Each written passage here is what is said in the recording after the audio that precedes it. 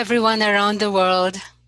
Welcome to our virtual event on how are food businesses coping with COVID-19 and its aftermath. I'm Rajul Pandya-Lodge. I'm Director for Communications and Public Affairs at IFPRI, and I'll be moderating this event. This event will focus on how private food sector operators are responding to the COVID-19 crisis. Much of the focus is on the public health responses, but food supply chains are operated by private operators. Amidst all this uncertainty, how are they responding to both the massive demand and supply shocks that COVID-19 is provoking to food systems, and how are they managing to keep supply chains operational? Will the adjustments they are making be just temporary or lasting? Do they see opportunities in this crisis to change business models such that they do not only create resilience to the impacts of COVID-19, but also to the other pressing challenges to food systems, such as climate change and poor diets? Thank you for joining our virtual event. We are eager to hear from all of you and to participate in our Q&A session that will follow the brief presentations. Please submit your questions using the chat box. You can follow the conversation on Twitter at the hashtag IFPRILive, and you can post questions on Twitter by using hashtag AskIFPRI. You can post your questions at any time. We have an exciting program lined up for you, and without further ado, I'd like to begin by calling on Jo Swinnen, the Director General of IFPRI, for his introductory remarks. Jo, over to you. Thank you very much, Rajul. Good morning, good evening, wherever you are. It's a great pleasure for me, a great honor to chair this panel. I'm very excited also to do so. I think it's going to be a very insightful event again. And I would like to, at the start, I would like to thank Rob Vos, who is the director of our Markets and Trade division at IFPRI, for putting together this excellent set of speakers. In the past weeks and months, we've had a lot of events at IFPRI related to COVID and food security and global food systems.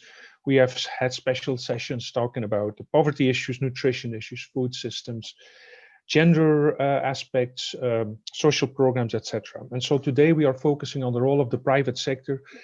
And that is very important because the private sector makes up a big share of our food systems and particularly of our food supply systems.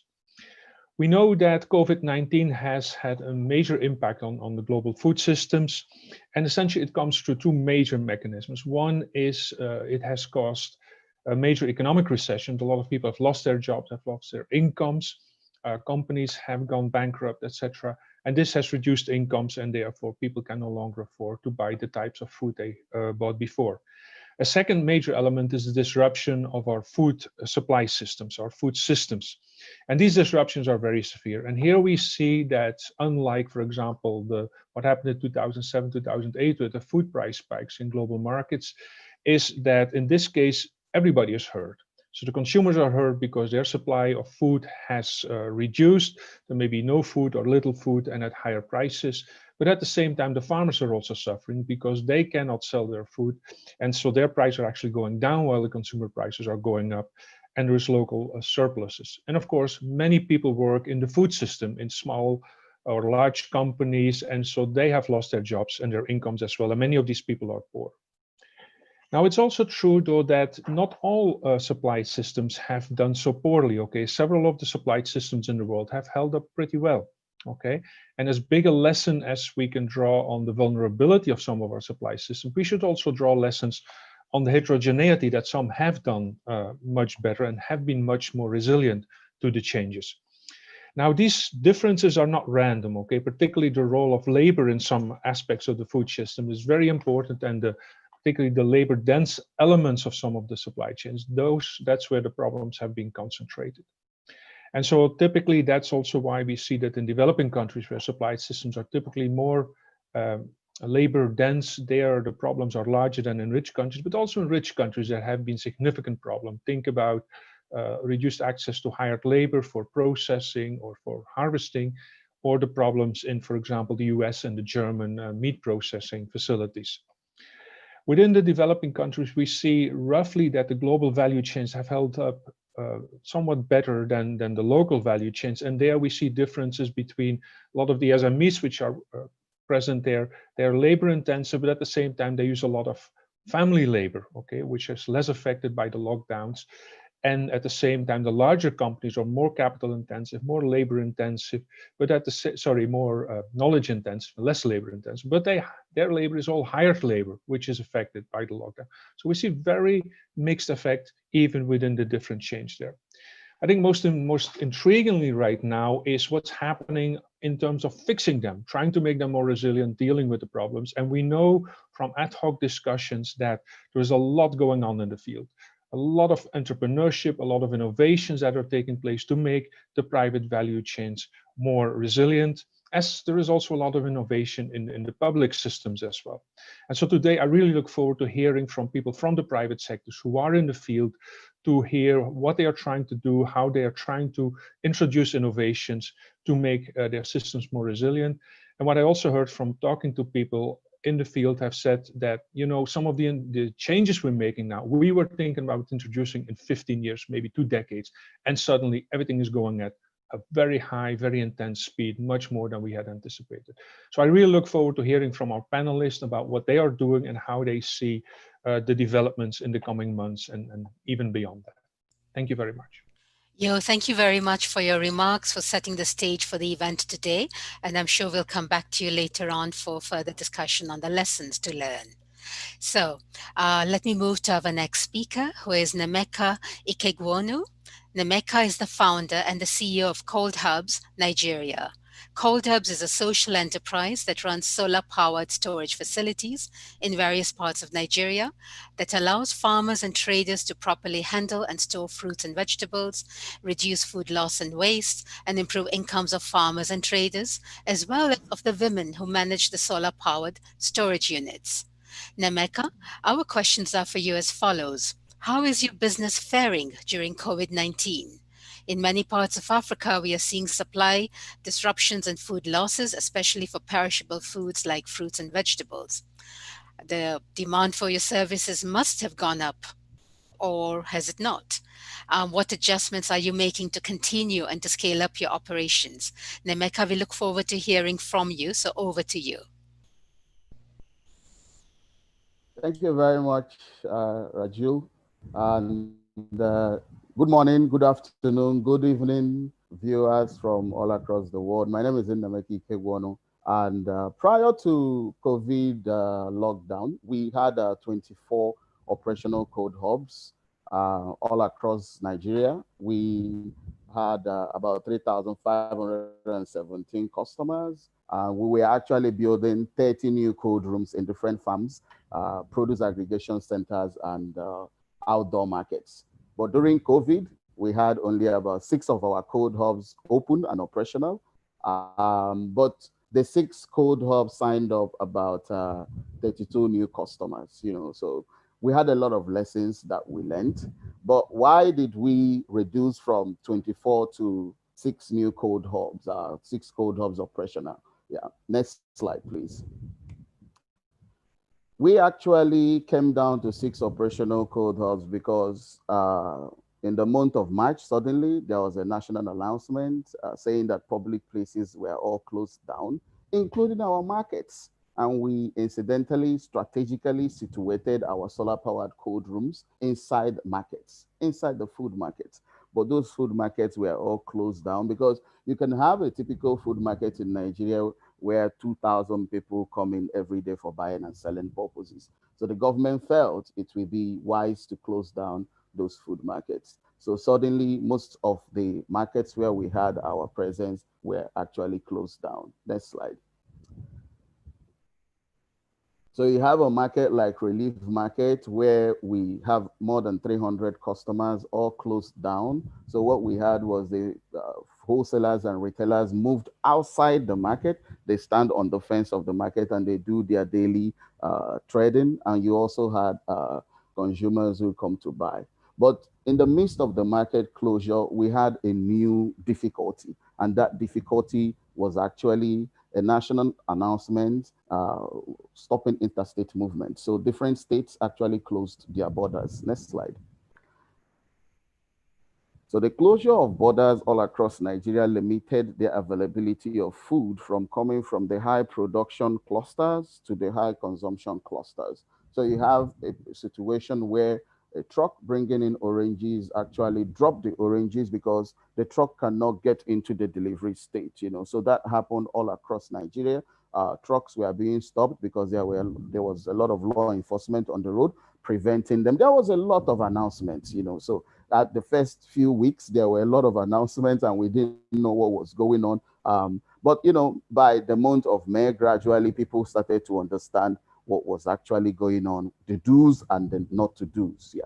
Next slide, please.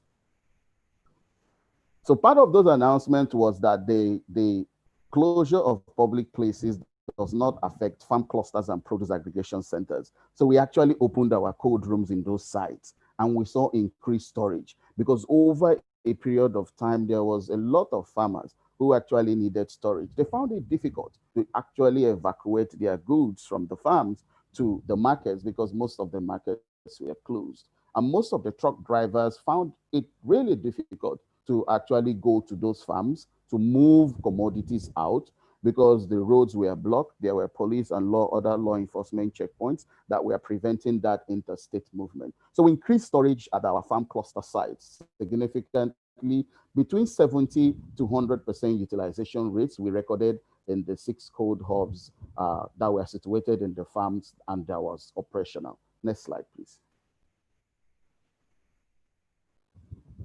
That increased storage continued. Some days we get more than 150 crates. Our cold rooms are designed for 150 crates. So there were some days where we got 170 and 180 crates. It shows that propensity to store by people who have for quite a period of time harvested and were waiting to evacuate their goods. Next slide. So we also saw a lot of need for our refrigerated van. Everyone was actually calling us, can you actually help us evacuate goods from the farms? Because we have this relationship with most government, local governments, we had a lot of need for our refrigerated van, but we had one small van that can only take up to 3 tons of food. But we also learned, and that is actually how we are positioning the growth of our company post-COVID. And on the next slide, I will talk about that a little bit more. Next slide. So post-COVID, what we've now seen that in those farm clusters where we have 3-ton solar-powered cold storage, we are going to increase them to 10-ton solar-powered cold storage. There is need for cold storage in those farm clusters that can take a significant amount of food. But in addition to those solar-powered cold rooms, we are going to attach every solar-powered cold room to a 10-ton refrigerated truck that can actually go in and evacuate that food and bring it to the market. We will still maintain our 3 tons in outdoor markets. The markets are still not open, but there has been a relaxation of all the rules. And that's what we are planning as cold hubs post-COVID. Next slide. And that is all from me. Just showing you this picture of what our urban markets looks like. It is really massive. So the government quickly had to close all the markets. They are still closed, and we have our tiny cold hub there. Each day, such markets receive between 2,000 to 5,000 people. Thank you very much. I'm available to answer some of your questions. Thank you. Nemeka, thank you so much for sharing with us the experience in Nigeria and how you're pivoting and positioning your business. I'm sure we'll come back to that in the Q&A session to learn more about how that's happening. Let me turn to our next speaker, who is Robert Derede, who is the Executive Vice President for Foods at Unilever. Robert, what disruptions is your company facing in supply chains and in the demand for food? How is Unilever adjusting? What actions are you taking in your supply chains? How is this impacting your innovation plans? And are you expecting that COVID-19 will have lasting impacts on the nature of food demand and hence on your business? Robert, we look forward to your remarks. Over to you. Thank you, Rajul, and hello, everybody. Let's go to the first chart, please. So let me take you through some of the impacts that we saw across our supply chain. And I don't think they are really a lot different than what many other players suffered in this scheme of things. Of course, the first thing that was confronting was this import and export restrictions, countries closing down borders, partly also because they wanted to make sure that they kept the foods for themselves. Luckily, this didn't last too long because where people also sit on something, they also have a desire for something. So there was a need for trade, and we were able, with quite some good support from NGOs and like WEF, to quickly unlock borders to help that supply came through again. We also saw governments taking measures in terms of closing down all non-essential sites. And it's of course quite debatable whether a mayonnaise plant or an ice cream plant is essential or not.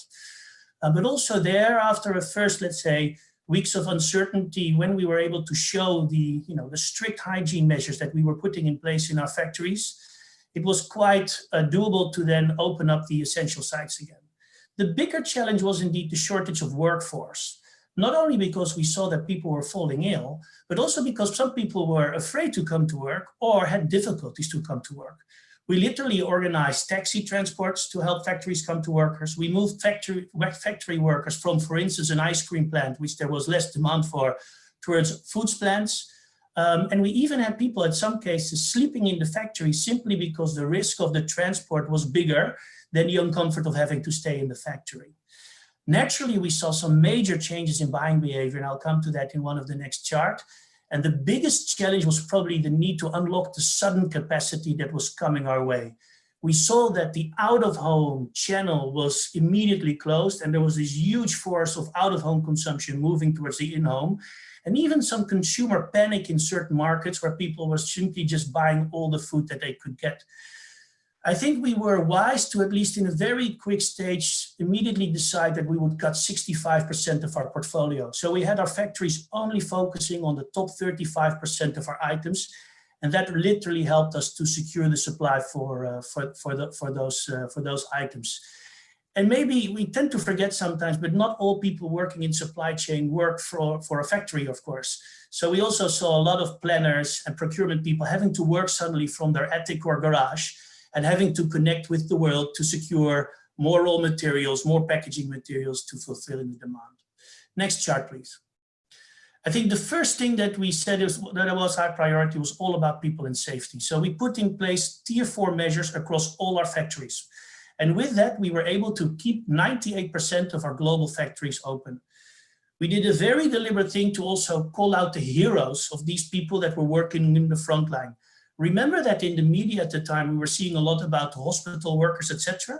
In our own internal organization, we were really hearing the people that were leaving the relative safety of their home to work and to man the lines and to make sure that the food supply was coming through. And lastly, for the large majority of the office workers that were now suddenly forced to work from home, we were very attentive and very appreciative that they needed to combine their family life with their office life. So suddenly we saw that people had to balance between teaching and homeschooling their kids, but also joining in meetings and picking up the additional pieces of work. And we were sharing a lot of best practices on that. Next chart, please. Once we had taken care of our people, we decided that we also had a role to play in communities. And there were a variety of activities that we took across the globe. In totality, we have donated more than 100 million euros of goods, and we're still counting. And we also gave close to $500 million of credit to those customers and suppliers who were in need in order that the business could continue to thrive. But also some nice local examples like using our R&D facility in the UK to build respirators for hospitals. Or for instance, this example in Brazil where the Heineken plant was closed because it was a non-essential factory, but their factory workers came to the Unilever site to actually help us produce more hand sanitizers. So really trying to be flexible and putting the people in place where we could make the most out of that. Next chart, please. Then about consumer demand, what do we see? Of course, we saw a massive shift from channels that were locked down or found to be unsafe towards channels where people could buy. So we saw this massive shift to supermarkets leading to out of stocks.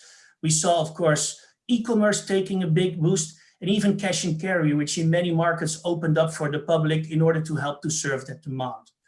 But also changes in consumer behavior. Suddenly, people were all forced to put all the home consumption from inside their home. There were no more takeaway meals, no more restaurants to be opened. So we started to inspire consumers what to cook at home, how to cook healthy meals, how to stay inspired.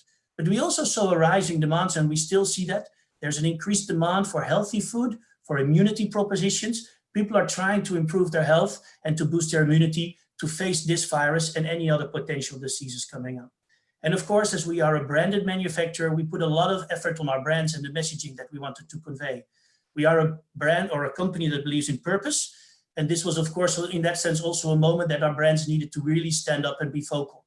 Whether it was about Dove thanking the frontline workers in hospitals, or indeed our ice cream business to, in a humorous way, but tell people to stay apart, but to stick together. Next chart, please. But if one thing should come from COVID, I personally hope that it will be a change for our food systems. We need a food system that is much more inclusive and much more sustainable than it is today. And I think COVID gave us a shock in the food systems, and we need to make sure that we now take the right kind of actions and take it forward in the right manner. If we want to localize everything, which is this first feeling of protectiveness, let us protect ourselves, we have to watch out, because we have 8 billion people in the world, more than 1 billion are obese, and almost 1 billion are going to bed hungry every day. We need to form a supply or a food system that is able to be more inclusive from smallholder farmers up, and we need a food system which is much more sustainable. We're eating roughly 75% of our food from 12 plants and 5 animal species only. That is not enough biodiversity. Our earth will not be able to regenerate itself like that, so we need to change that. And that is why 2 weeks ago, Unilever has stepped up towards another commitment, and we will invest another €1 billion over the next 10 years in this climate fund to help to drive some of these changes. And I would like to call on everybody in this call to take on. I don't want, normally we are a bit of averse that competition does the same. This is where I would want everybody to join in, because we need to do this as one collective to come to this system. That is my hope, that at least this COVID situation is bringing us also a greater good. Thank you. Yeah. And then maybe for my last chart, the good news is COVID will pass, but purpose is forever. Thank you very much. Robert, thank you very much. Very much appreciated your presentation, and I know we will come back to you in the Q&A for further elaboration, especially happy to answer any questions. Thank you. Our next speaker is Stephen Bartholomews, who is the Policy Director of Food Industries Asia. Stephen, you work with a huge network of large food companies that operate in Asia. What are you hearing from these companies regarding how they're addressing this crisis? How are they adjusting to protect the integrity of their supply chains? And are they seeking collaboration through Food Industries Asia? What kind of policy support are these businesses in your network seeking to make the supply chains more resilient? Stephen, we look forward to your remarks, so over to you. Thank you very much, and good evening, good morning to all of you who are joining this call. Delighted to be on this call, and thank you very much for IFPRI for giving me this opportunity to be on the call as well. I think I'll start by saying that across Asia, and this is based on 2 studies that we've carried out, one in April, well, end of March, April, and the other end of April and May, where we looked at the impact of COVID-19 on food security in Asia. And we also looked at the impact of COVID-19 on price pressure across Asia. The good news from both of these studies is that the food supply chain in Asia has been remarkably resilient given the challenges that we have faced. And the challenges have been quite monumental. Obviously, you've had government restrictions, lockdowns, etc., border closures, and this has had both a direct and an indirect impact on the industry. And we've seen shocks both on the supply side as well as on the demand side. As the previous speaker alluded to, I think one of the biggest challenges that industry has faced here in Asia has been related to labor shortages, input shortages, and border challenges. I think this has come about largely in terms, if we look at input challenges or if you look at labor shortages, In some markets in Asia, you're just not manufacturing for that particular market. You're manufacturing for the region. And if you take the food value chain, it takes various inputs to eventually produce the food that you need. And our role really as an industry association has been to carry out this sort of research in partnership with organizations like PwC and Oxford Economics, where we can use this data to actually inform government policy. On the demand side, we've seen very similar issues as you have seen across the world. And that's things like panic buying, food service restrictions, as well as reduced consumer confidence and spending power. A lot of the labor force in Asia are paid on a daily basis. And for a lot of these daily wage earners, it's been a huge challenge. A lot of them have lost their jobs, or in some markets where there have been restrictions where you can only have about 50% of the labor force show up to work. This has been a tremendous challenge. But as I said, the business and the businesses that we work with have been remarkably resilient in the face of these challenges. And businesses also must follow mitigation steps as we move forward if we are to recover from this crisis. And we see this as 3 steps, if you like: stabilize, improve, and to refocus and reposition. The stabilize stage was really the first couple of months following the announcement of the pandemic, where we saw things like crisis management taking place. And we've kind of now moved in, if you like, to the improve phase, where we are seeing rapid improvements in business performance. And this is driven by rapid cost reduction, as well as sustainable capital management. Going forward, however, when we look to refocus and reposition our businesses, and that is in the next sort of 6 to 12 months, the big challenges are going to be around supply chain management and looking at your supply chain across Asia.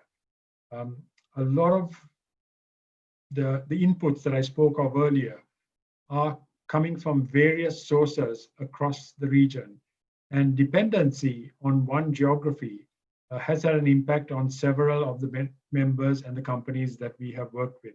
So it's been a sort of a sharp learning curve for a lot of industry players, where they've had to really pivot and shift and look at how they manage their supply chains and how we move this forward. I think it's also important to look at smallholders and how some of these large companies work with smallholders, because if you take Asia, more than 60% of the agricultural input comes from smallholders. So they play a very critical part in the way that we operate. I think finally, I'd like to say that, I mean, it's a no-brainer, but the impacts of COVID on our industry will last long and beyond the current crisis. So some of the things that we are seeing here in Asia, for example, are also accelerated consumer trends. We've seen more and more consumers going into online shopping across Asia. The amount of online shopping has increased exponentially across the region. We are also seeing a push for more and more digitalization, where companies are looking at their operations and trying to figure out, do we really, first of all, need the sort of labor forces that we need? And do we move to more high value jobs where we're using things like artificial intelligence? But I think really where we are going to see a lot of big changes is around supply chain diversification. And this is where you will need a combination of both localized as well as regional and diversified supply chains to manage this crisis. And then finally, it'll all be about integration, building and understanding and resilience moving forward. So I'll stop there, but I'll be happy to take questions and also add some additional comments towards the end. Thank you.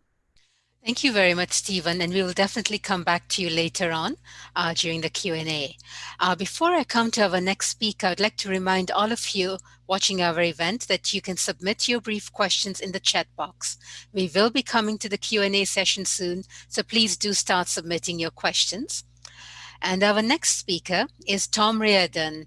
Tom is well known to all of us. Tom is Professor of Agricultural, Food and Resource Economics at Michigan State University, MSU. Tom, you've written a lot about food supply chains and how they are rapidly changing around the world, especially in low-income Africa and South Asia. You have emphasized the enormous dynamics of especially small and medium-sized food processing, trading, and retail businesses in what you're calling the hidden middle of the food system. So, is COVID-19 changing any of these dynamics? What are the main changes and innovations you're seeing in food supply chains because of COVID-19? Will these changes be lasting? And what should governments be doing to improve the resilience of supply chains and hence the survival chances of small businesses? Tom, we look forward to your remarks, so over to you. Tom, you're muted. Yes, can you hear me now? Yes, thank you. Thank you very much. I'll speak first about food supply chain characteristics in developing countries just before COVID-19, because I think it's very crucial context to be able to understand what are the impacts on the system now. Then I'll talk about COVID's impacts on the different nodes or segments of the food supply chains. And then I'll briefly discuss specific impacts and responses of large companies and especially of SMEs, small and medium enterprises. First, before COVID and now, food supply chains in developing countries are extremely important to national food security. This is seen in the huge importance of the share of purchases in national food consumption. I think these are surprising numbers. In Africa, 80% of all food consumption is purchased. 80%. In India, 92%. In Africa and India, 60% of all food consumption is done in cities, in urban areas. And of the 40% of national food consumption that's in rural areas, 50% is purchased. In Africa, only 20% of food comes from subsistence farming. In India, only 8%. So we really have a commercialized food system in these poor regions. 99% of the food markets are operated by the private sector, small and large. Only 1% is operated by governments. So governments and donors are not going to be able to even get near replacing what markets are doing in this crisis. In Africa and India, 80% of the food supply chains are operated by small and medium enterprises. Large companies are at most 20%, so they're just emerging their small slice of the pie. But people are not focusing much on what is that 80% doing, the small and medium enterprises. So my first message is that food markets are extremely important to food security, and by far the main players are the small and medium enterprises. Second, COVID's main impacts on food supply chains have been mainly on downstream and midstream enterprises, with most impact on the retail and food service sector, and the second level impact on wholesale logistics and processing, and least on the farm sector. Although among farmers, the impact is more on those who hire a lot of labor, and that's much more in India than in Africa. Third, large companies have been affected much less than small enterprises by COVID. Large companies are more capital and less labor intensive. They have more diversified and extensive procurement supply chains with more options and alternatives. They have more inventory and cash to draw on. They can shift more to supplying their existing supermarket clients. They can focus their business on core products to weather the storm. Yet still, COVID has hurt their operations. They've responded by diversifying their procurement sources, busing in workers, going more digital, shifting toward more use of mobile money, e-commerce, and e-procurement. E-commerce companies like Alibaba, Flipkart in India, Jumia in Africa have had large increases in their business during this time. and the acceleration of e-commerce in developing countries is likely to last well beyond COVID. Fourth, small and medium enterprises have been most affected by COVID, hit by mobility restrictions of workers and clients, drops in demand, and input shortages. For example, egg retailers in Nigeria lost half their business in a couple months. Feed mills had to dial down their output due to worker and input shortages. Fishermen in Malaysia couldn't get fish to market. Wholesalers in India couldn't find truckers. Street vendors and small restaurants and small shops all over these regions have found their in-person customers disappearing fast. But far from staying just victims, the already dynamic small and medium enterprise sector that was blossoming and burgeoning before COVID has strategically responded and adapted to the crisis by and large. And many of the adaptations are, I think, here to stay. First, owners of small and medium enterprises have diversified their product lines. For example, shifting toward adding volume, such as processing for longer shelf life. Second, small firms have changed the composition of their inputs and diversified their sourcing arrangements, just as we see large companies have. For example, Nigeria feed millers have shifted more toward non-imported inputs.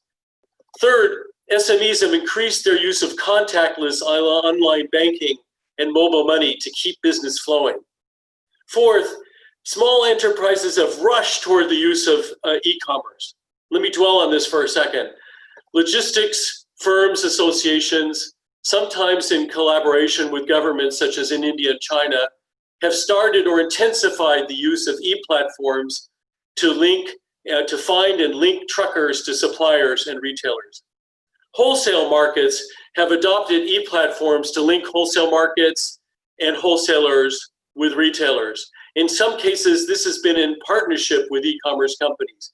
For example, in Myanmar, the Bean and Pulse Wholesaler Association set up an e-platform a few weeks after COVID hit, as did the Produce Wholesaler Association in China and the fish wholesale market in Oman. Retailers and food service small and medium enterprises have started to partner with e-commerce and delivery startup small enterprises, so small with small, that have spread quickly during COVID to resume business with their clients. Some of this e-commerce resilience strategies has been small enterprises in retail and food service with small enterprises in commerce and delivery logistics. For example, in Thailand, fishermen have partnered with an SME platform, e-platform and delivery companies to reach their clients from which they had been at first cut off by COVID. Another example is in India, where Swiggy, a provider of e-commerce and delivery services for SME restaurants, scaled up its operation and bundled it with a credit program for its clients to restart their business and bounce back from COVID, as well as giving them hygiene training and supplies in addition to the loan program. Some of this e-commerce resilience strategy has been SMEs in food supply and retail and food service partnering with large companies such as Alibaba, Jumia in Africa, Flipkart in India. These have worked with SMEs, retailers, and independent supermarkets to set up hyper-local delivery to get their resumption of service going to their customers, as well as link to their suppliers. So large companies, large e-commerce companies with small companies. In some businesses in developing regions, be they small or large, have not taken COVID lying down. It's hit them, it's hurt them, but they have deployed an array of strategic responses that I think will be enduring business practices in the recovery and post-COVID period. Thank you. Tom, thank you so much. Fascinating remarks, fascinating numbers you shared with us at the beginning. I'm sure we'll come back to that in the Q&A. We are now in the Q&A part of the program. So I do invite colleagues from around the world, please do submit your questions using the various chat boxes, various modalities we have, and we are eager to receive them. Please feel free to share your name and institution if you wish. And as a reminder, you can also submit them on Twitter using the hashtag #AskIFPRI. I will read one question at a time and I will direct it to a relevant speaker. and in some instances, and in the interest of time, I may consolidate some of the questions.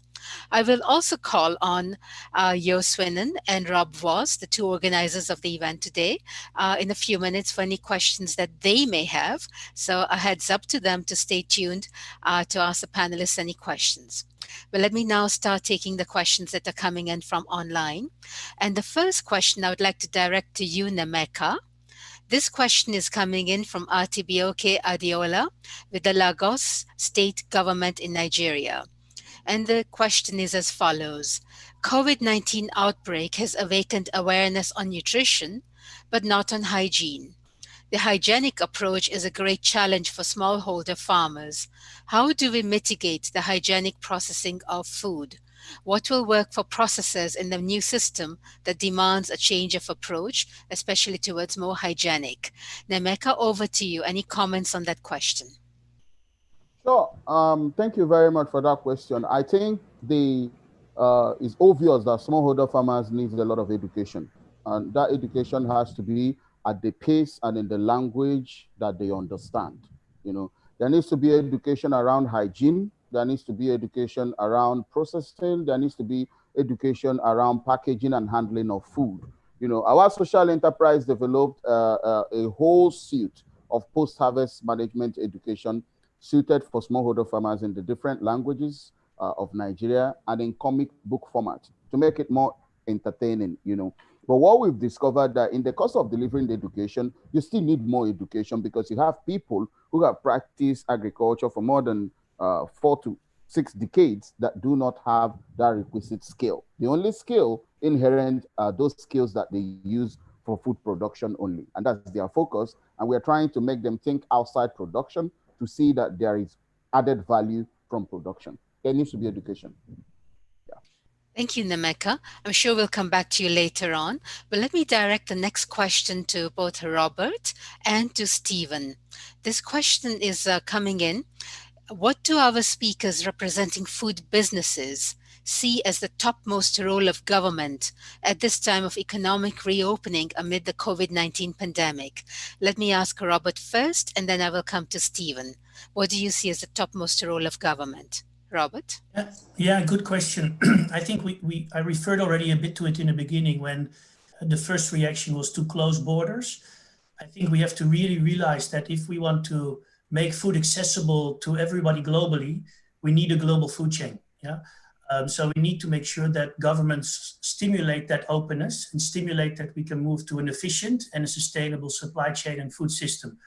So that would be my first and foremost. And of course, I think ensuring that there is safety and fairness in all the work that's being done in terms of circumstances and in terms of the way how we produce food and ship food, etc.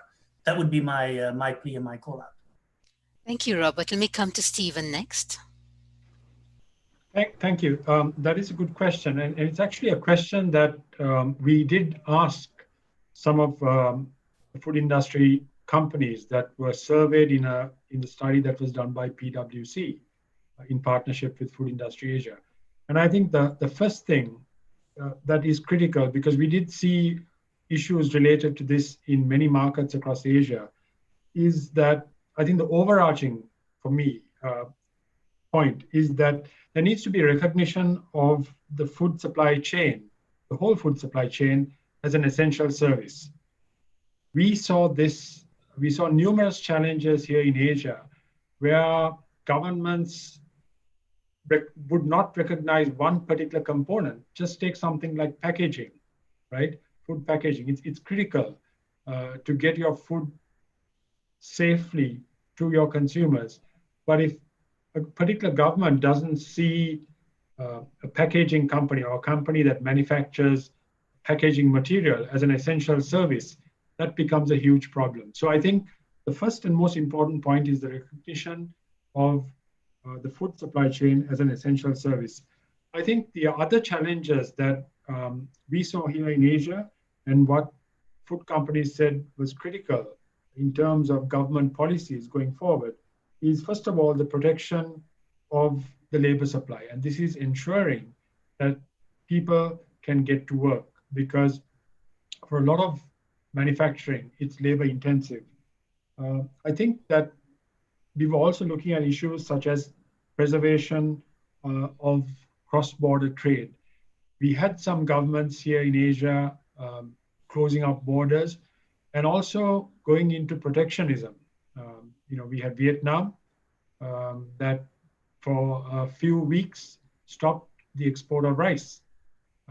And going forward, if you have these kinds of measures where governments, when it comes to food security, if they move on to, if you like, the other side of the fence, which is sort of protectionism, nationalism, and focusing on just sort of stockpiling stuff, but not looking at the whole food trade, then that becomes a challenge. So I think that it's critical that the supply chain has to be looked at holistically by governments, certainly here in Asia. Thank you. Thank you. Thank you very much, Stephen. Yo, let me come over to you. I'm sure that the panelists have raised some very interesting questions in your mind. So perhaps you'd like to direct one or two or three of them over to you, Yo. Yeah, they raised a lot of questions, but I learned a lot as well. So just a few, let me ask a few short questions for each of them maybe.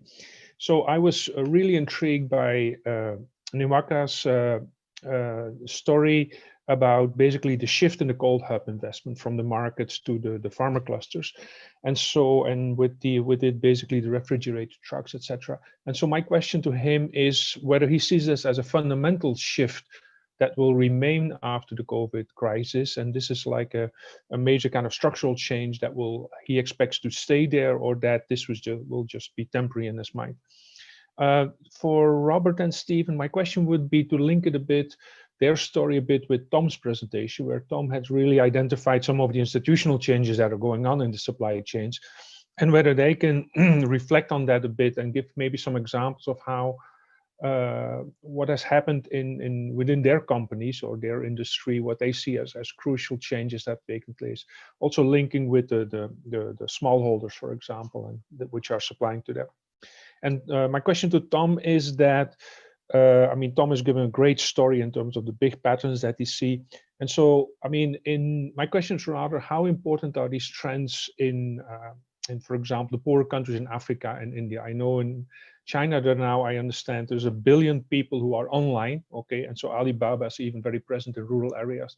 But it seems to be that in poorer countries, this may be less still developed. And so my question is, how relevant is this also for these poorer countries? Thank you. Thank you, Yo. Let's begin in the order then. Nemeka, over to you first, and then we'll continue down. Thank you very much, Yo, for that question. I don't think the cold hub is going to remain in farm clusters and horticultural produce aggregation centers. I think the shift is not fundamental. It will definitely go back to the markets. You know, our markets will definitely reopen. They are critical because our markets are not only for business, but they also are cultural. They have some traditional beliefs behind them.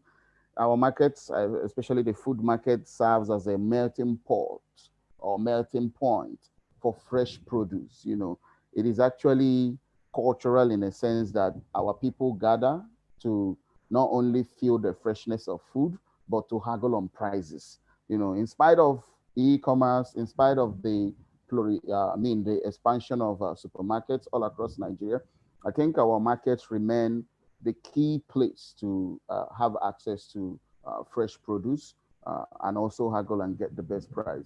So cold hubs will remain, we will continue serving farm clusters, we'll continue serving produce aggregation centers. And once the market reopens, we will also reopen our cold rooms in the markets. Yes.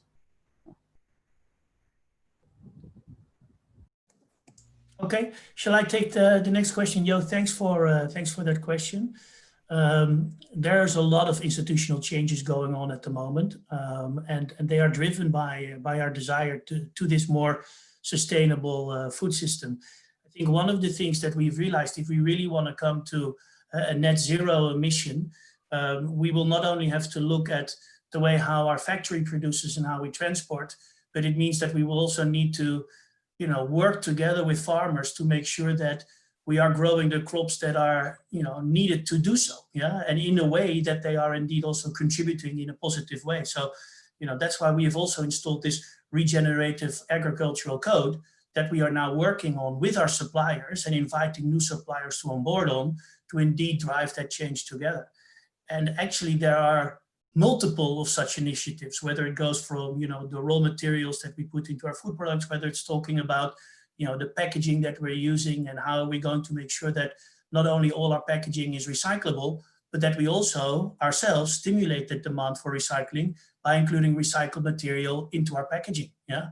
And that is talking with suppliers, but then also again with governments to make sure that they allow that, because funnily enough, we still have governments that disallow using recycled material in packaging, yeah, for all the right reasons, but there are solutions for that. And we need to work together as one collective to tackle these initiatives, yeah.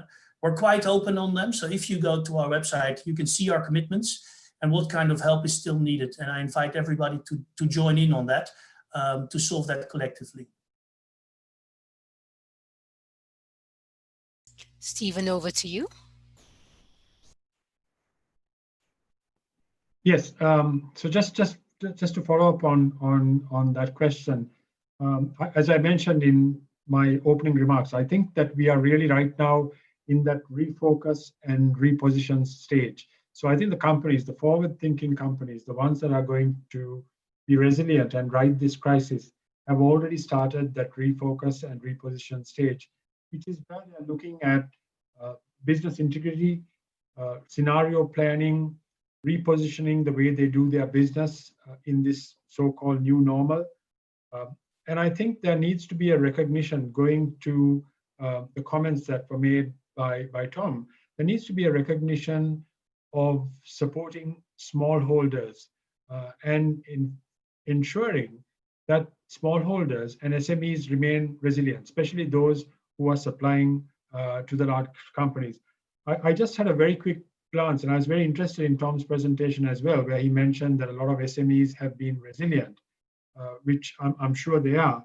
But I was also interested, I came across this study by the Sun Business Network, where they had looked at SMEs in Africa and in Asia. And I think it was interesting to note that something like 94% of the SMEs that they surveyed, and they surveyed, I think, over 350 SMEs, said that they were impacted by the pandemic, mainly due by decreased sales. So I think for about 60% of them, it was due to decreased sales. For a lot of them, like some of the large companies, so about, I think it's 49% said they had challenges accessing inputs.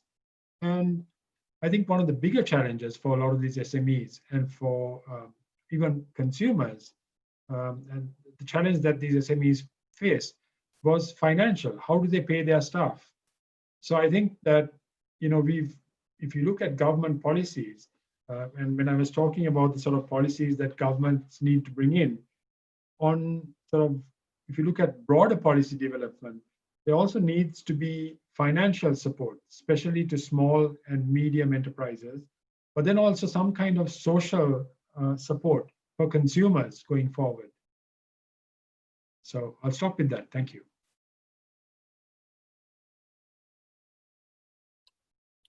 Yes. Rajul, should I go? Yes, please. Thank you, Tom. Go ahead.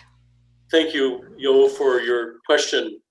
I think that in terms of whether e-commerce and delivery and mobile payments will really take off in or continue their sudden climb that we've noted in Africa and in South Asia, for example, in India, I think we can look historically to this, because in many situations there's been a shock.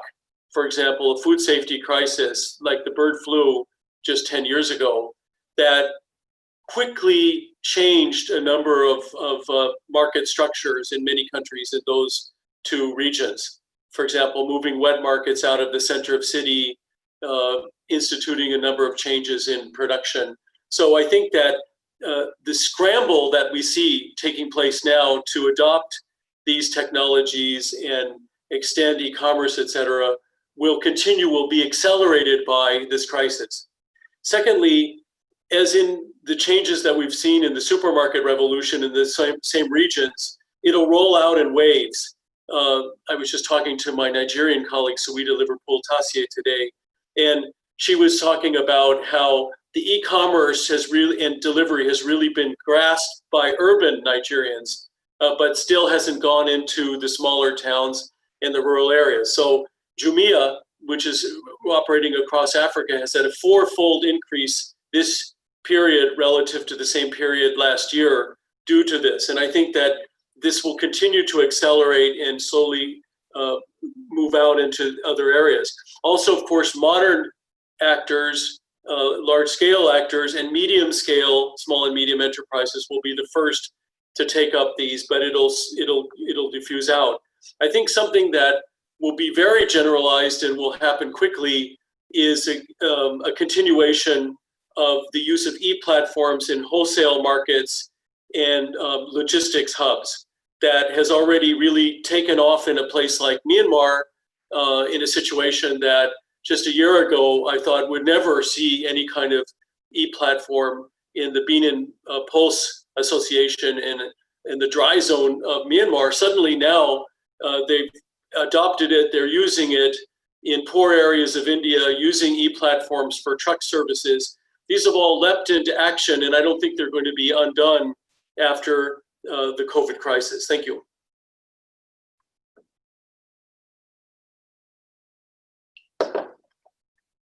Rajul, you're muted. Okay, thank you for that. Can you hear me now? Super. Let me come back to the live questions, and then I will come to Rob Voss in a few minutes for him to ask questions. But let me direct the first question to Yo. Yo, this question comes in from Klaus, and I believe it's referring to your remarks at the beginning. Klaus mentions resilience is key. What low and middle income countries have proved to be the most resilient up to now, and what were the main reasons? So Yo, over to you. Thank you. The sorry, Yes, we can hear you. Sign on my screen. Well, I think it's not so much country versus country. I think it's much more the type of value chain or supply system versus another that has been more or less resilient. Okay, so we've seen, if you look globally, that, and I know Rob has done quite a bit of work on that as well. Like, I mean, there's been, I always have to be careful how to put this because there's been tremendous problems. Okay, let me make that clear. And there's a lot of vulnerability. At the same time, if you look globally, access to basic food commodities, staple food commodities, have held up relatively well. Okay, even in fairly poor countries, and certainly in rich countries. I mean, there was a rush on the supermarkets at the outbreak of the disease, but after that, the supply of food has been very well, I would say, has been there. There has been very specific problems. For example, in the US meat sector, now we have the same thing in the German meat sector. I mean, clearly they are there, okay, but on average in these regions, it's been pretty good.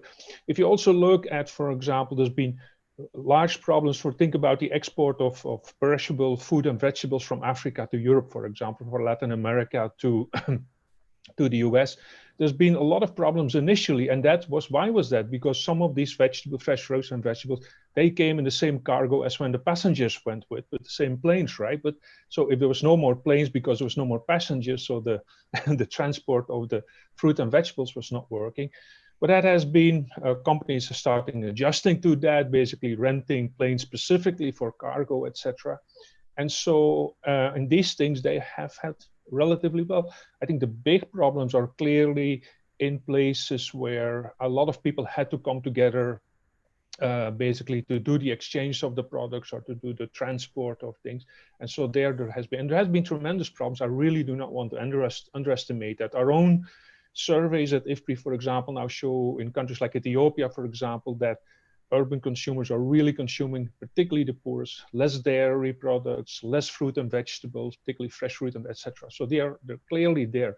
But the fact that these things are heterogeneous, that some of them have held up well, that I think is promising in the sense it basically provides us lessons, okay, how to deal with this.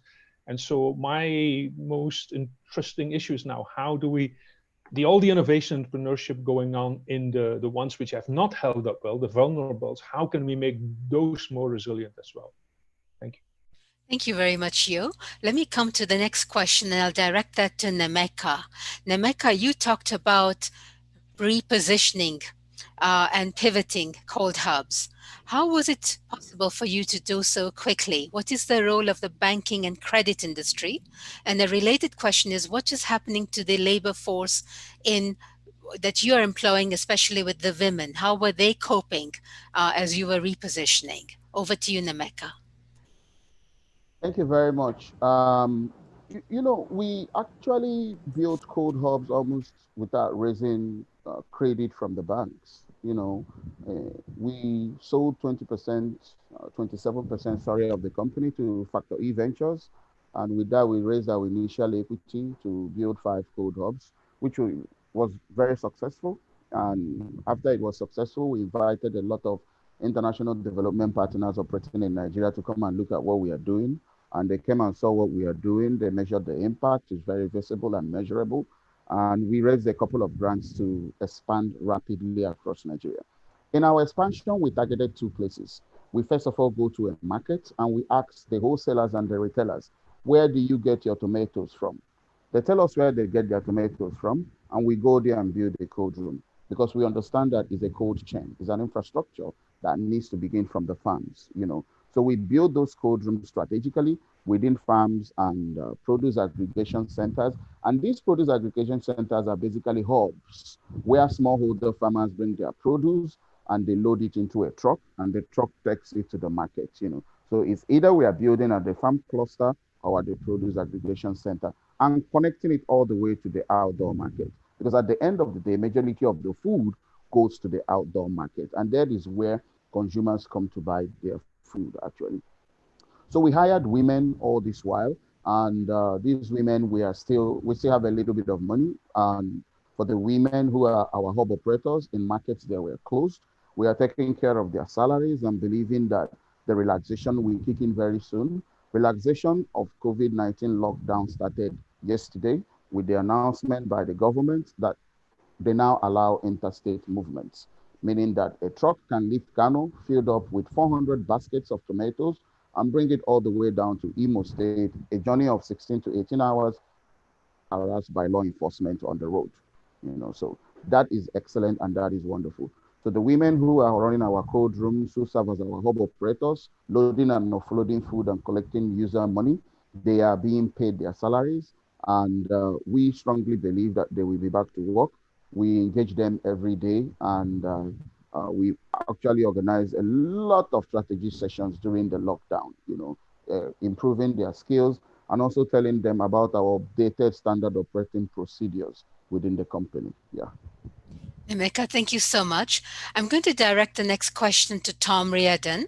Tom, this is a question coming from Rick Overmars with SNV, and he notes the great intervention on the importance of SMEs. Question is, how important and resilient is cross-border regional trade with SMEs and their supply chains? What is there to win or what is there to improve? Over to you, Tom.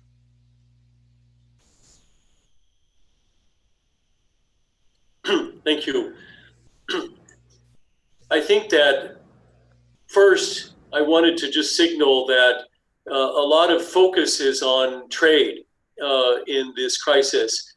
But we should keep in mind that in Africa, 91% of all food consumed is consumed from domestic value chains that don't cross borders. In India, the figure is 97%. Okay, so that share, that doesn't mean that trade is not important because it's crucial for several kinds of products. And in a place like Africa, only maybe 15% in all of the trade is over borders. And there's specific problems in various places of crossing the borders. For example, maize going from Uganda into Kenya where it's bought. And so in that kind of situation, the keeping open the ports and the border points is absolutely crucial. And there's been a mixed success, sometimes a lack of success in keeping those points flowing and open. I like to say that the infrastructure, the highways, the ports, the border crossings are the bones of the food system. And then the blood of the food system are the wholesalers, the logistics people. And so to keep them moving and flowing, it's necessary to make sure that those points are functioning. And very often it's an infrastructure issue or repair of infrastructure. And sometimes it's a policy issue where in panic, some government might shut something down or hold it back. So I think the cross-border point is extremely important, especially for key situations in Africa where cities are in deficit of products from another country and it has to be allowed to be fluid. So I applaud Rick's point. Thank you very much, Tom. I want to give a heads up to Rob Voss that I will come to him after the next question for any questions he may wish to ask the panelists. But let me take this next question and I will direct it to Stephen. Stephen, this question comes from Dr. Hamad Badar, Assistant Professor at the University of Agriculture, Faisalabad in Pakistan. And his intervention is as follows. Small growers in Asia are an important component of the food system in Asia. It is difficult for them to adopt digital technologies and e-commerce. Food industry often prefers large farmers and neglects small growers. What is the food industry doing to include small farmers in e-commerce? Over to you, Stephen. Thank you very much. And I'll try to answer this question because I have to be honest, I am not very conversant in what the food industry is doing in terms of supporting smallholders with e-commerce. But I think it's certainly critical, and we've seen from what's taken place with COVID-19, that we bring everybody on board with digitalization and also with e-commerce. I think that the reality is that no one can be left behind in this current situation that we are facing. Smallholders, SMEs are a critical part of the food value chain, and we've seen that. We've seen the issue where some governments in Asia haven't realized, for example, the importance of smallholders.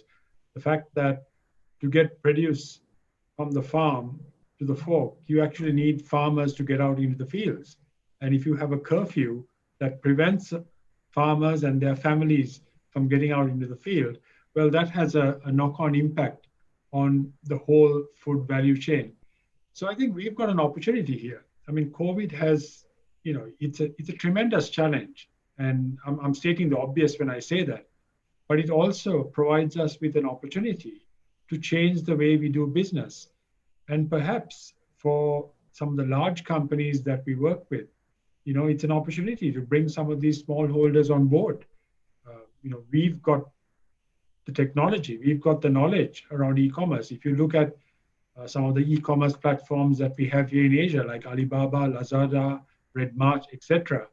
These are all organizations that can use their resources, their knowledge base, and best practice to support smallholders as well. I think that to do that, however, we need collaboration. So we need food industry, we need governments, we need intergovernmental organizations. We need organizations like IFPRI to get on board because we need to collaborate, partner, and bring everybody on this journey. Thank you, Stephen. I wonder if Tom also wishes to comment, given that he focused on e-commerce quite a bit also in his remarks. Tom, did you wish to come in for a moment? Yes, just to pick up from Stephen's point, the e-commerce that's been brought to bear has been often in partnership with small enterprises in delivery and logistics. And e-commerce has either been small platforms of local companies that have risen up and started to gain traction, or large companies like Lazada that he mentioned that's now owned by Alibaba from the past couple of years. And I'll give an example from Lazada, although I could give one from small enterprise too, where there was in Malaysia a flour firm that was a supplier, a farm, and they had very good contacts with a lot of retailers before COVID. And then when COVID struck, they lost those links to the retailers.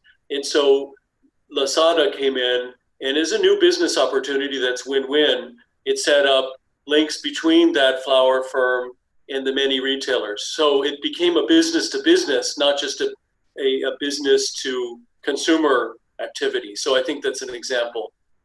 Thank you, Tom. Let me now come to Rob Voss. Rob, I'm sure you have questions too for the panelists, so let me come over to you now.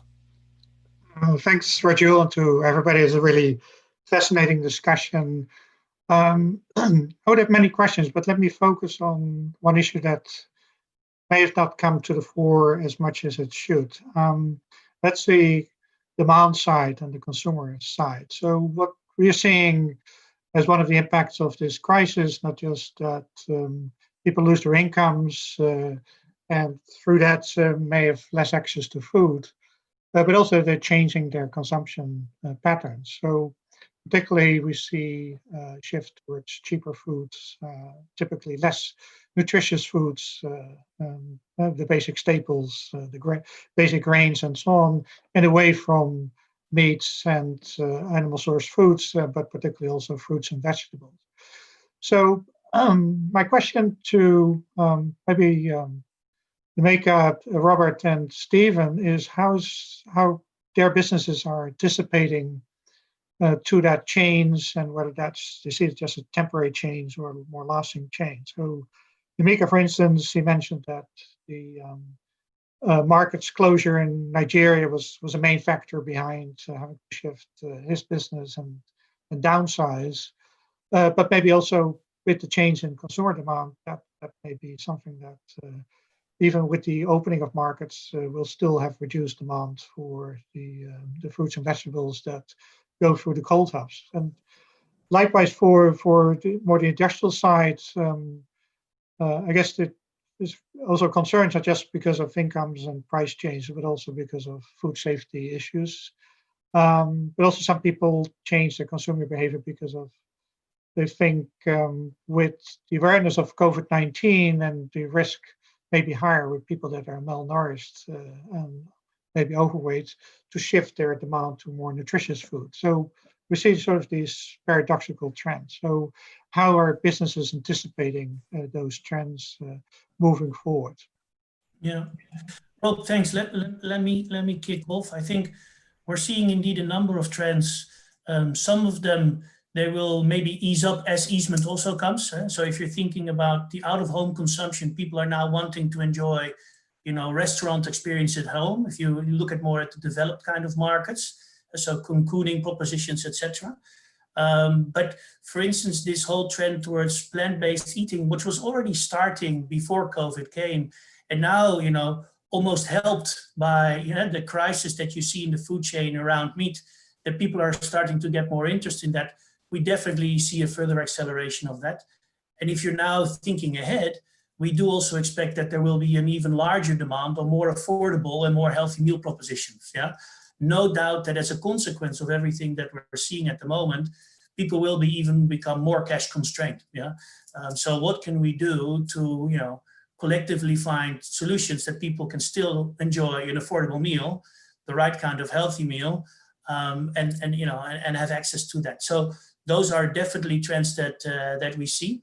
And we already see that now with countries opening up and closing down again. You see some of these trends, moving up and down, but some will definitely stay in the further acceleration. And plant-based, I definitely hope will be one of them. Yeah, I hope that answers a bit of your question. Thank you, Robert. Can we go then to Stephen next? Yeah. So it's a really good question there, Robert. I think we've done some work here in Asia with an artificial intelligence firm looking at consumer behavior.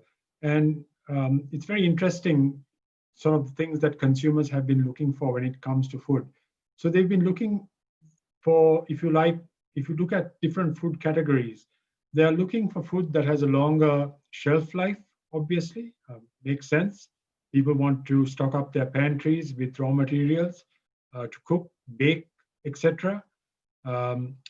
Frozen food, interestingly, has declined in many of the markets here in Asia. There is a push for food products that consumers perceive as being immunity boosting. So, belief that if they take more vitamins, supplements, etc., they boost their immunity against COVID-19. And then also traditional ingredients like lemon, ginger, etc. There's been sort of a demand for that kind of stuff.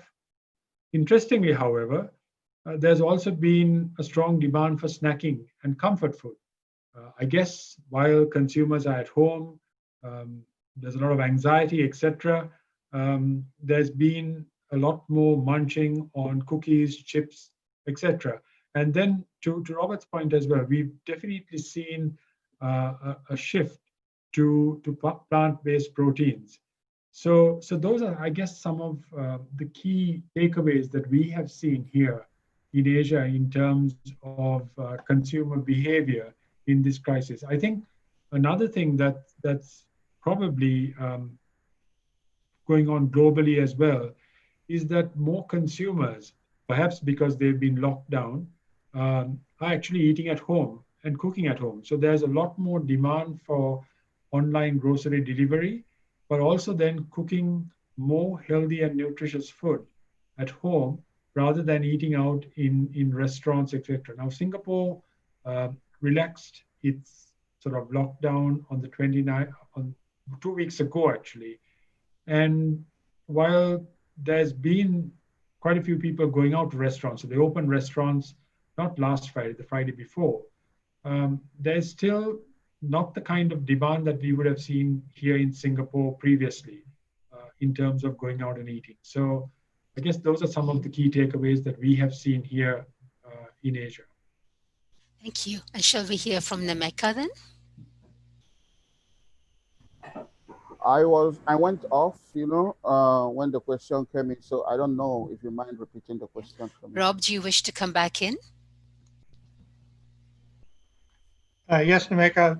Well, the question to you basically was how you expect the demand for fruits and vegetables in the areas where you work as cold hubs to change moving forward. So what we've seen in terms of changing consumption behavior in many parts of the world is particularly where it comes to poor areas where, because of losses of income, people shift more towards the staple foods, maize and basic grains, and so on, and away from more nutritious food or perishable foods, partly because of a matter of income and partly because of concerns about their food safety and so on. So how you're anticipating that for the cold hubs moving forward?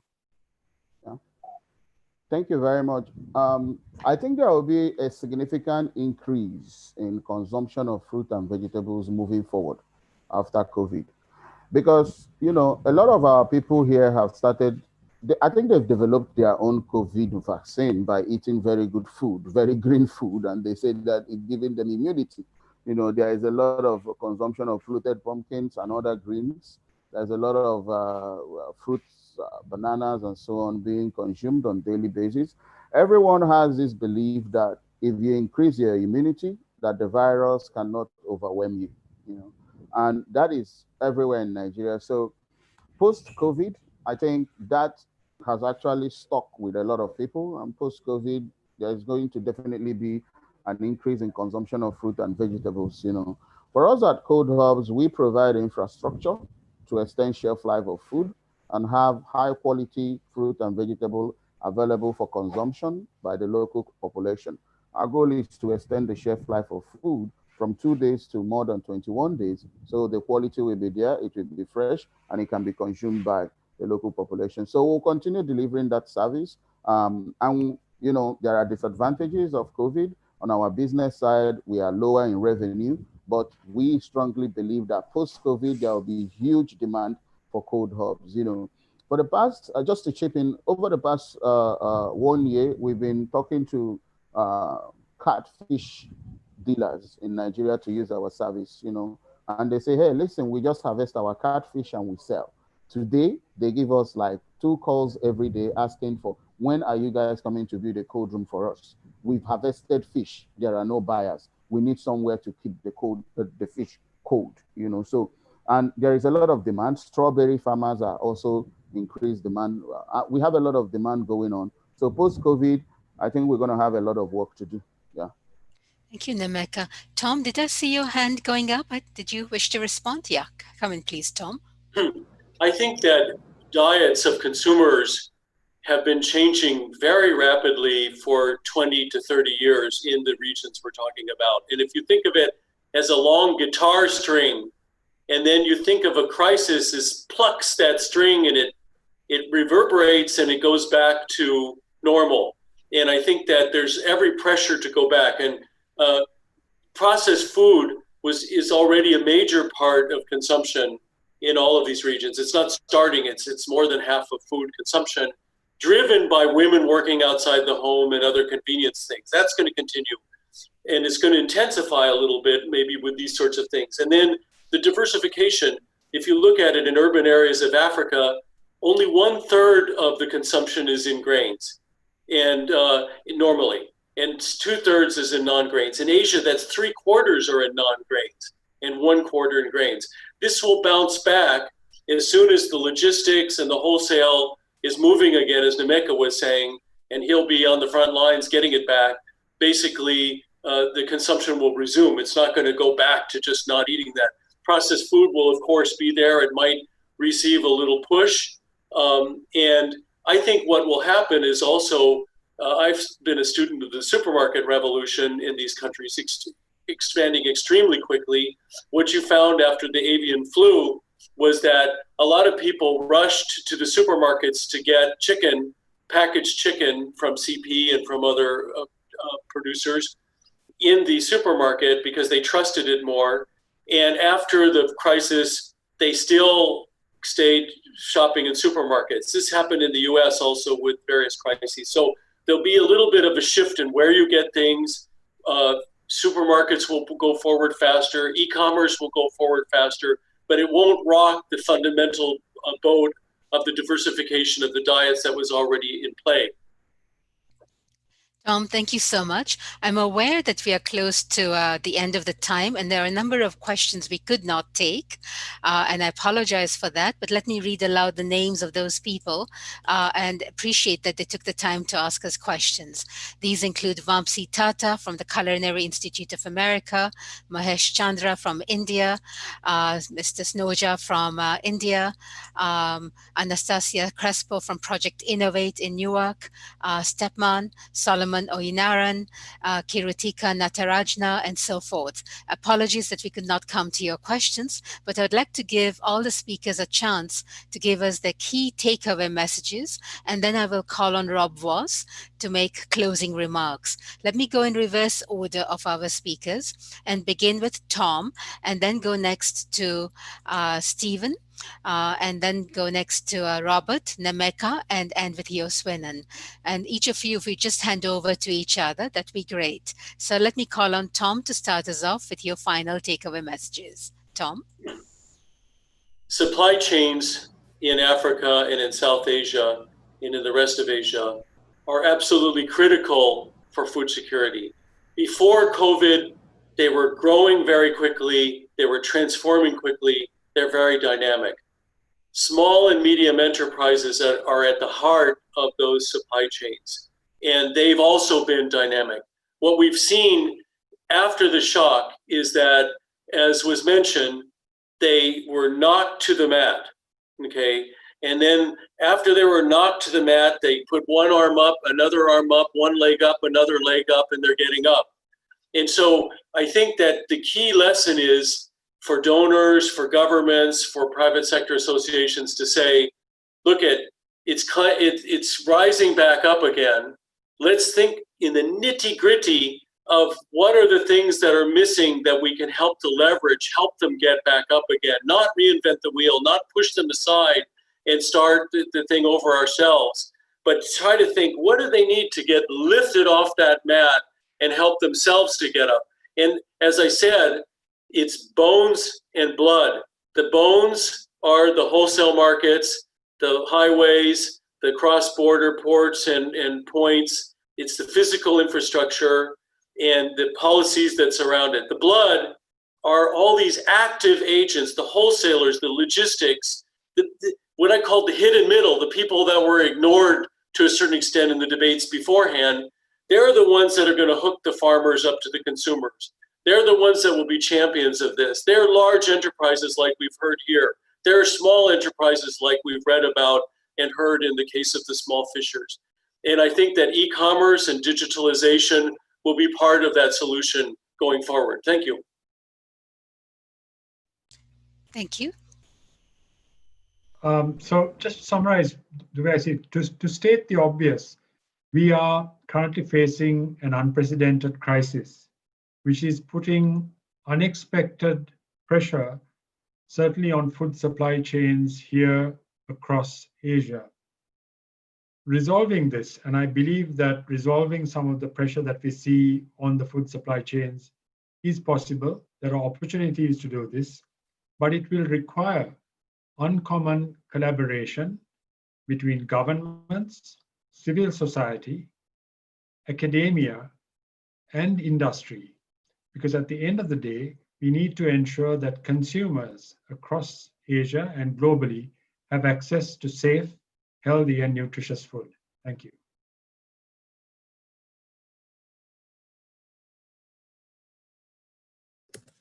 Yeah, thanks. Look, we were talking about it just a bit earlier. Some changes will go and some changes will stay. And if I could, if I had a wish that at least one good thing would come out of COVID, I would personally hope that it would help us to now really as one collective accelerate the work that we need to do to come to a more inclusive and a more sustainable food system. And I'm convinced that will need to be a global food system in order for it to be resilient, like we were just talking about, but also for it to be affordable for the 8 billion people on this planet. So I hope that is one change that COVID will really help us to drive home fast. Thank you. Nemeka. Thank you very much, Robert. I think really the COVID has actually exposed the inefficient food supply chain that exists in the world, and it has also brought to the forefront that it's very difficult for us to achieve food security because of this inefficient food supply chain. And I think that post-COVID, after all this lockdown has been lifted everywhere in the world and we return back to normal, I think the global food players should look deeply at the food supply chain. It is so broken and they try as much as possible to fix it. I think that work has to be done both by private sector, by public sector, by civil society, and every other person who is super interested in food. There is a role that digital and e-commerce and infrastructure plays. And I think that bringing every party together will enable us to achieve an efficient food supply chain. There is no hunger in the world. It's actually a problem of supply chain.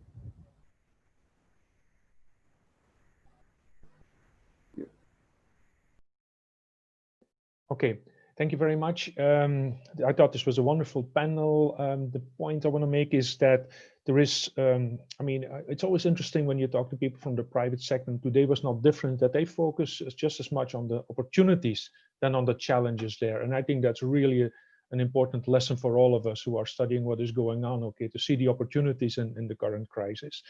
Related to that, I really enjoyed the point on Nigeria, how so far most of the stories I heard about consumers' beliefs how on particular foods they should not eat because they would be infected by COVID. So here is a little bit the other way around, that actually the COVID gives an incentive to eat more healthy than before. That's very interesting. I also learned from Robert that Heineken was not an essential product in Brazil during the COVID. I wonder whether that applies to beer in general, because the Brazilians are major stakeholders in Budweiser and Stella. So I don't know that. And the last thing I learned was that Tom can give a full talk in wrapping up comments. Okay, with that, Rajul, back to you. Thank you very much. Thank you to all of the speakers. I would like to now turn to Rob Voss to give closing remarks. Rob, over to you.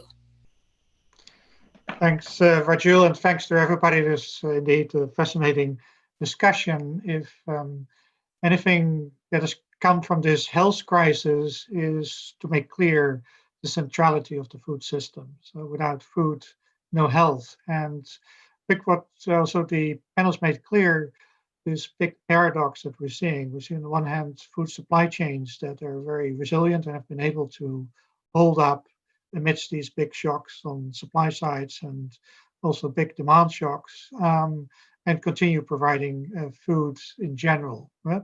But we've also seen these big vulnerabilities to COVID-19 directly and indirectly because of the preventative measures that led to severe disruptions, and in which quite a bit of heterogeneity in the impacts are being felt across the system.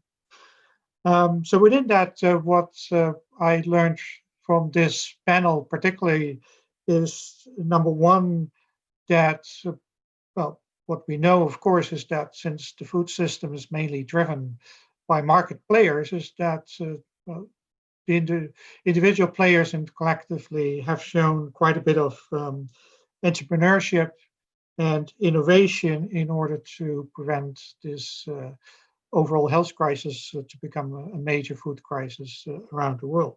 We're not there yet, as the risks are still there, but particularly in the shifts that, in terms of entrepreneurship, made that Namik was talking about, and quickly shifting his business into different locations to adapt to changing circumstances.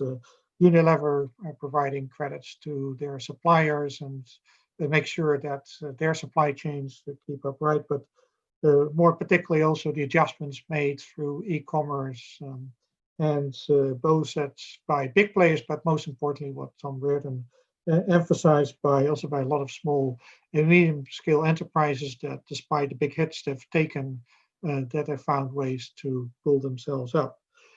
That doesn't mean we're there yet. Of course, with COVID-19, we can expect a lot of the ongoing dynamics to continue, maybe with renewed impulses also that have come from COVID-19 through this innovation and entrepreneurship in the private sector.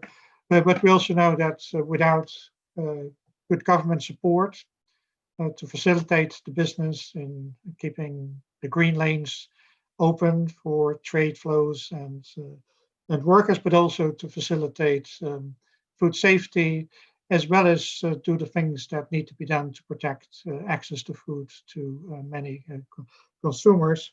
But also, and that will close with that, is the challenges that we had before COVID-19 are not going away. So we'll still have to challenge the threat of climate change affecting our food systems, the health threats that current food systems pose in many ways, and we've seen some good examples that maybe we see some shifts in the right direction, but probably not all is well once with the pandemic under control. So with that, we can only hope that with the entrepreneurship and innovation that we're seeing along food value chains, that will also be the basis to leverage towards more inclusive, healthy, and more sustainable food systems. And hopefully we can have more events like this to monitor well how the private sector is changing in all its forms and all its shapes in order to get to those more inclusive, healthy, and sustainable food systems. Thank you. Thank you very much, Rob. Thank you to all of our speakers, to our participants from all around the world, as for those who facilitated this virtual event. We hope to see you all at our next IFRI virtual event very soon. In the meantime, stay well, stay safe, and thank you very much, everyone.